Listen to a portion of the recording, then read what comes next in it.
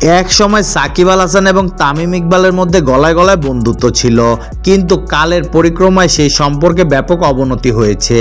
বন্ধুত্ব তো দূরে থাক, এখন রীতিমতো তাদের মুখ দেখা দেখিও বন্ধ। তাদের সম্পর্কের পট পরিবর্তন দেশের ক্রিকেটে ক্ষতিগ্রস্ত হয়েছে বলেই মনে করেন সংশ্লিষ্টরা। তবে এতদিনে নির্মম সত্যটা কেউ মুখ ফুটে স্বীকার করেনি।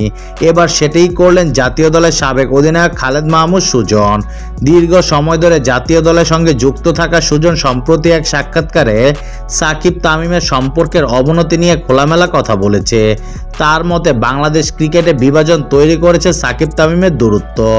এমন প্রশ্নের জবাবে সুজন বলেন, যখন সাকিব তামিম দ্বন্দ্ব প্রকাশ্যে এলো তখন থেকেই মূলত জাতীয় দলের বিভাজন শুরু হয়েছে। তামিম যখন দল থেকে বাদ পড়ে গেলেন তখন একই ড্রেসিং রুমে তামিমের ফ্যানরা অস্বস্তি নিয়ে সাকিবের ফ্যানদের সঙ্গে মিশতে হতো। এগুলো তো সহজ সমীকরণ, এগুলোর প্রভাব তো পড়েছেই। নিজেদের মধ্যকার দ্বন্দ্ব মেটানোর ব্যাপারে তামিম আগ্রহী হলেও সাকিবের একঘেয়েমিতে তা সম্ভব হয়নি বলেও মন্তব্য করেছেন সুজন। বলেছে, দুইজনের সঙ্গে আমি অনেক বেশি ক্লোজ, তাদের অনুরোধ করেছি তোরা দুইজন মিলে যা।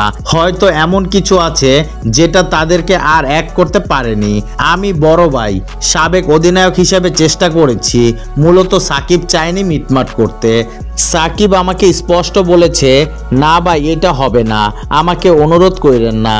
কেন হবে না এই প্রশ্নের উত্তর আমি জানি না বা দিতে পারবো না।